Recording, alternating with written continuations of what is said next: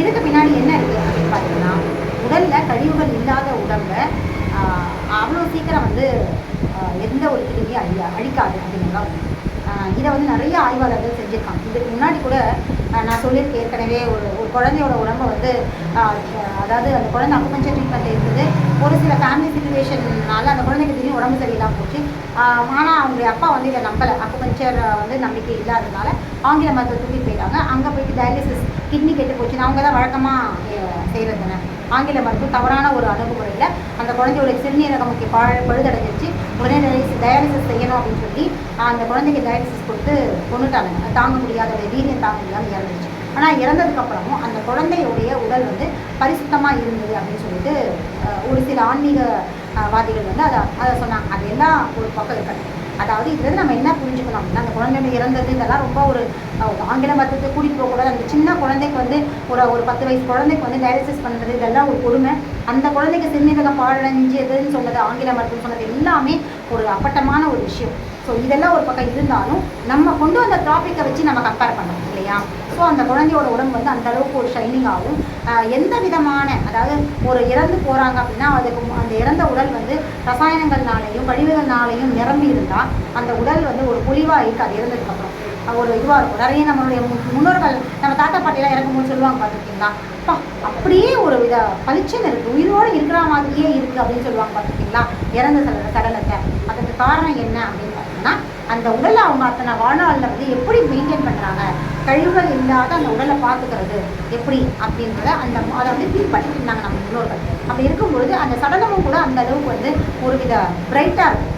சடலத்தோடைய எந்த விதமான சுருக்கமோ, தோல் சுருங்கி போகிறதோ, இல்லை அழுகி போகிறதோ, இல்லை வாசனை வந்து வீச்ச வரதோ இதெல்லாம் எதுவுமே இருக்காது. அந்த அளவுக்கு நம்ம முன்னோர்கள் வந்து உடல் ஆரோக்கியமாக அமைச்சிருந்தாங்க. இது எல்லாமே என்னென்னா, உடலில் சுனை நீருடைய தேக்கம் இருந்தது. சுனை நீர் தான் உயிர் நீர். உயிர் சக்தி எப்படியோ அந்த உயிர் சக்தியோட நீர் என்னென்னா சுனை நீர் தான். அந்த சுனை நீர் உடம்புல இருக்குது அப்படின்னா அந்த உடல் வந்து அந்த அளவுக்கு பலன் இருக்குது. சுனை நீர் உடம்பை விட்டு வெளியேறிடுச்சு அப்படின்னா அந்த உடல் அந்த அளவுக்கு வந்து என்ன சொல்கிறது, தகுதியானதாக இருக்கா, சடலம் சீக்கிரம் அழுகி போயிடும் அப்படின்றதான். இதெல்லாம் உடலை பற்றி நம்ம முன்னோர்கள் ரொம்ப ஆய்வு செஞ்சாங்க. ஆனால் நமக்கு அதெல்லாம் தேவையில்லை. நம்ம வந்து மனிதர்களாக வாழணும் சரிங்களா. அதனால் நமக்கு தேவை வந்து நார்மலான வாழ்க்கை. மனிதர்களாக நம்ம எப்படி வாழணும், நம்ம உணர்வுகளோடையும் உணர்ச்சிகளோடையும் சாதாரணமாக போகும். இந்த அதீத நிலைகள் வந்து நமக்கு தேவையில்லை. ஆனால் இந்த அதீத நிலைக்காக ப்ராக்டிஸ் பண்ணி பயிற்சி எடுத்து வாழ்நாளை கழித்து நிறைய வாழ்க்கையை வந்து விரயம் பண்ணவங்களும் இருக்கிறாங்க. நிறைய பேர் இதை செஞ்சுருக்காங்க. அவங்களுக்கு அதோடைய விருப்பம் சரிங்களா. நமக்கு நம்மளுடைய வாழ்க்கையை முழுக்கவுமே வாழலாம். எதுக்கு தேவையில்லாமல் இந்த மாதிரியான பயிற்சியில் விரயம் செய்யும் சரிங்களா. அதீத நிலை அப்படிங்கிறது நமக்கு தேவை. இதை எதுக்கு சொல்ல வந்தேன் அப்படின்னா, சில நீங்கள் கேட்கலாம், உணர்ச்சிகளை வந்து கட்டுப்படுத்தி இதை கட்டுப்படுத்துறதுனால நோய் அப்படின்னு நீங்கள் சொல்லியிருக்கீங்க. ஆனால் இதெல்லாம் கட்டுப்படுத்தியும் ஆரோக்கியமாக ரிஷிமுனிவர்கள் ஜெயினிசமில், அதாவது ஜெயினர்களில் வந்து இன்றைக்கும் மகாராசாப் சொல்கிற துறவிகள் இருந்துட்டு தானே இருக்கிறாங்க. அவங்களுடைய உடம்போ முகமோ இந்த மாதிரி அழுத்தங்கள் இருக்கிற மாதிரி தெரியுது. அவங்களால கோபமோ உணர்ச்சிகள் எல்லாத்தையுமே மிக சந்தோஷமோ வருத்தமோ துக்கமோ இல்லாத அளவுக்கு அவங்க எப்படி மனசமநிலையோடு இருக்காங்க அப்படிங்கிறதுக்கான ஒரு விஷயம். சரி, இதுக்கு முன்னாடி நான் ஒரு விஷயம் சொன்னேன் இல்லையா, அதாவது அவரால் எப்படி வந்து இந்த அந்த உயிரை வெளியே எடுத்தோம் சடலம் அழுகாமல் இருக்குது அப்படிங்கிறத பற்றி நான் சொன்னேன். அதாவது நம்ம உடம்புல கழிவு இல்லை அப்படின்னா பஞ்சபூதங்கள் நமக்கு பலமாக இருக்கும். பஞ்சபூதங்கள் பலமாக இருக்கும் பொழுது அந்த பஞ்சபூதங்கள் நம்ம சுற்றி ஒரு வித ஆரா அப்படிங்கிற ஒரு சக்தியை வந்து பலப்படுத்தும். எல்லாரும் சுற்றியுமே ஆரா அப்படிங்கிற ஒரு வளையம் வந்து நிச்சயமாக இருக்குது. அதை வந்து மலேசியாவில் இருக்கிற ட்ரில்லியன் கேமராவில் பதிவு செஞ்சுருக்காங்க. ஆரா எல்லா மனிதர்களை சுற்றியும் ஒரு ஆரா ஒளிவட்டம் இருக்குது அப்படிங்கிறத கண்டுபிடிச்சிருக்காங்க. தெரியுது அந்த கேமரா வழியா. அப்போ அது உண்மைதான். ஆனால் அது எந்த அளவுக்கு பலமாக இருக்குது அப்படின்னா, நம்மளுடைய வாழ்வியல் முறைகள் இங்கே எவ்வளோ வந்து ஆரோக்கியமாகவும் கழிவுகள் இல்லாத ஒரு உடல்நிலையும் பசிச்சு சாப்பிட்றதுமான, அதாவது உடம்புல ரசாயனங்களே இல்லாத ரசாயன கழிவுகளே இல்லாத ஒரு உடலை சுற்றி இருக்கிற ஆரா மிக மிக பலமாக இருக்கும். ஆரா அப்படிங்கிறதே பஞ்சபூதங்களுடைய ஒரு வளையம் தான். பஞ்சபூதங்கள் நம்மளை ப்ரொடெக்ட் பண்ணுது. எப்படி நான் முதல்ல ஏற்கனவே சொல்லியிருக்கேன், ஒவ்வொரு உறுப்பை சுற்றியும் ஒரு வித மேலுறை இருக்கும். பஞ்சபூதங்கள் ஒவ்வொரு உறுப்பை சுற்றியுமே இருக்கும். இது உண்மை இல்லையா. இதே மாதிரி தான் நம்ம உடலை சுற்றியும் இருக்கும்.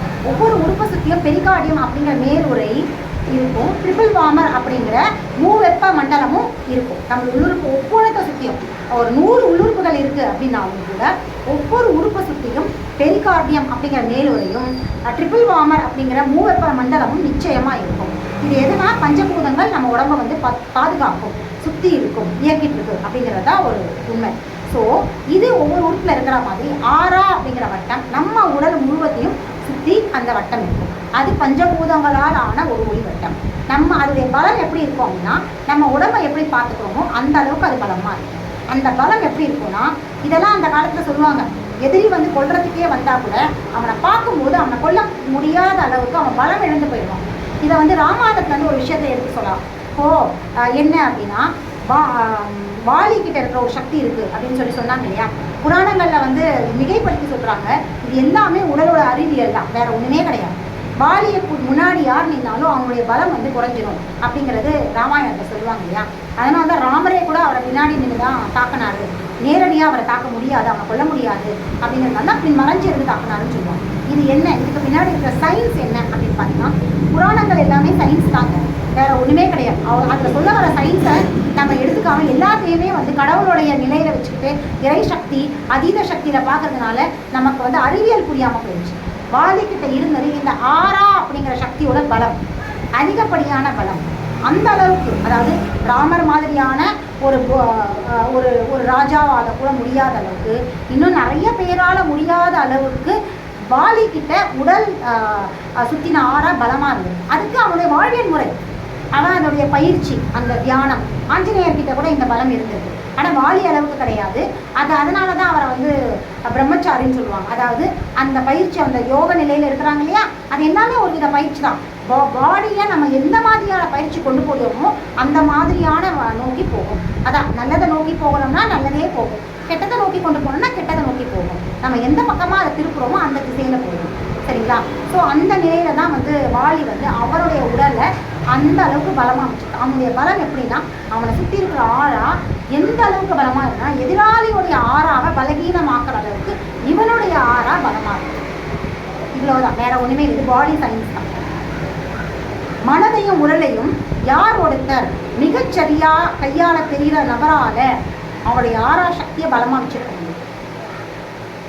ஆறா சக்தி பலமாக இருந்தா எதிரி அவனை தாக்க வந்தாலும் அவன் பலம் இழந்து போயிடுவான், அவனால எதுவுமே செய்யவே முடியாது. இங்க இருக்கிற அந்த ஆறாசக்தி பலமா இருக்கிற நபருக்கு எந்த விதமான எங்கே குறிப்பை 100 கத்திகள் வீசப்பட்டாலும் அவரை ஒண்ணுமே செய்யாது, தாண்டி போயிடும். எத்தனை விலங்குகள் இருந்தாலும் அவரை ஒண்ணுமே கடிக்க வரலாம், மிரட்டலாம், எல்லாமே. ஆனா அவர் ஒன்றும் செய்ய முடியாது. அந்த ஆறாசக்தி உடைய பலம் எந்த ஒரு பூச்சி பொட்டு எதுவுமே அந்த எதோடைய விஷமும் அவருடைய உடம்பு முடிச்சிடும். இது எல்லாமே பொருந்தும். யாருடைய கண் திருஷ்டி, யாருடைய பார்வையால் ஏற்படுற தொந்தரவுகள், இல்லை செய்கையால் ஏற்படுற தொந்தரவுகள், அவங்களுடைய மனதில் ஏற்படுற இவங்க கெட்டு போகணும் அப்படின்னா நம்ம ஒன்றாலும் சில நேரங்களை பாதிப்பு இருக்கோம் இல்லையா, இந்த எதுவுமே அவங்கள பாதிக்காத அளவுக்கு அவங்களுடைய ஆறாசக்தி பலமாக இருந்தால் எதுவுமே பண்ண முடியாது. இதெல்லாம் நம்ம சித்தர்கள் வாழ்ந்துட்டு இருக்காங்க. இதனால தான் அவங்கள வந்து போற்றி மாலை போட்டு கொண்டாடிட்டு இருக்காங்க. அவங்க வாழ்ந்த வாழ்க்கையை பின்பற்றலை, அவங்களுடைய சக்தியை மட்டும்தான் பார்த்தேன். இது ஒரு பெரிய அதாவது கடவுளுக்கு நிகரான சக்திலாம் இல்லை. இங்கே கடவுள்ன்றதே ஒன்றும் கிடையாது. இது எல்லாமே ஒரு வித பயிற்சியில் உடலை கவனிக்கும் பொழுது மட்டும்தான். யார் ஒருத்தர் பசியை அறிஞ்சு பசியை கவனிக்கிறானோ, உடலை கவனிக்கிறானோ, இயற்கை வாழ்வியலை முறைப்படுத்துகிறானோ, அவன் பலவிதமான அற்புதங்களை நோக்கி பயணிப்பான். உடல் அவனுடைய இதை தான் நான் அன்றைக்கி சொன்னேன், பஞ்சபூதங்கள் வசமாகும். இயற்கை நம்ம சொல் பேச்சு கேட்கும். எப்போ கேட்கும்? பஞ்சபூதங்கள் வசமானால் இயற்கை நமக்கு கேட்கும். எப்போ பஞ்சபூதங்கள் வசமாகும்? நம்மளுடைய வாழ்வியல் முறை மிகச்சரியாக இருந்தால், உடலும் மனமும் மிக தெளிவாகவும் மிகச்சரியாகவும் இருந்தால், சமநிலையோடு இருந்தால், பஞ்சபூதங்கள் நாடி வழியாக நம்மக்கிட்ட பேசும். அப்போ நாடி வழியாக பஞ்சபூதங்கள் என்ன பேசும்? தன்னுடைய தேவையை நமக்கு மிகச்சரியாக அறிவுறுத்தணும். எனக்கு இதுதான் தேவை அப்படிங்கிறத சொல்லும். எல்லாருமே தான் நாடி பார்க்குறாங்க. எல்லாரும் பார்க்குற நாடியில் கொடுக்குற ட்ரீட்மெண்ட் எல்லாமே 100% ரிசல்ட் கிடைக்குதா? இல்லை. ஏன் ஒரு சில பேர் நாடி பார்த்து கொடுக்குற மிக துல்லியமான சிகிச்சை சக்ஸஸ்ஃபுல்லாக இருக்குது அப்படின்னா, அவங்களுடைய அவங்க உடலை அவங்க வச்சுக்கிற முறை, எந்த அளவுக்கு அவங்க உடலை ஆரோக்கியமாகவும் அவங்க உடம்பை அவங்க உடல் சொல்கிற மொழியை கேட்டு உடலையும் மனதையும் சமநிலையோட வழிநடத்திட்டு போகிறாங்களோ அவங்களுக்கு பஞ்சபூதங்கள் கட்டுப்படுற பஞ்சபூதங்கள் அவங்ககிட்ட எனக்கு இதுதான் தேவைங்கிறத கேட்டு வாங்கும். அவங்கக்கிட்ட கேட்குறத அவங்க கொடுத்தாங்கன்னா அவங்க கொடுக்குற ட்ரீட்மெண்ட் ஒரு சில சிட்டிங்கில் அவங்க எப்படிப்பட்ட தொந்தரவுலேருந்து வெளியேறாங்க. போனீங்க நிறைய பேர் எங்கேயே சொல்லுவாங்க, மேடம் நீங்கள் அப்படி வழியாக துடிச்சேன் மேடம், இது வரைக்கும் நான் மாத்திரை சாப்பிட்டு கூட 4-5 மணி நேரம் திரும்பவும் எனக்கு அந்த தொந்தரவு வந்திருக்கு. ஆனால் நீங்கள் உங்ககிட்ட ஃபோனை நீங்கள் எடுத்த உடனே எனக்கு தூக்கமே வரல, தூங்கிட்டேன், அப்படி ஒரு வழி இருந்தது, சரியாயிடுச்சு. இதை நிறைய பேர் அந்த பேஷண்ட் சொல்லி கேட்குறாங்க. இது எங்கள் ஈலர்ஸில் எல்லாருமே நிறைய ஈலர்ஸ் உடைய பேஷண்ட் சொல்லி நானே கேட்குறேன். ஸோ இதெல்லாம் காரணம் என்ன அப்படின்னா, எங்களுடைய அக்குபஞ்சர் மருத்துவம் எதை சொல்லித்தருது அப்படின்னா வாழ்வியல் முறையை சொல்லித்தருது. அந்த வாழ்வியல் முறையை நாங்கள் எல்லாருமே கடைபிடிக்கிறதுனால எங்களுடைய சிகிச்சைக்கு எங்களுடைய நாடி பார்த்தல் முறைக்கும் எங்களுடைய சிகிச்சைக்கும் இந்த பஞ்சபூதங்கள் கட்டுப்பட்டு தன்னுடைய தேவையை உணர்த்துது. எனக்கு இது வேணுங்கிறத கேட்குது. அப்போ நாங்கள் கொடுக்குற ட்ரீட்மெண்ட் அவங்களுக்கு மிகச்சரியாக போய் சேர்ந்து 100% இதான்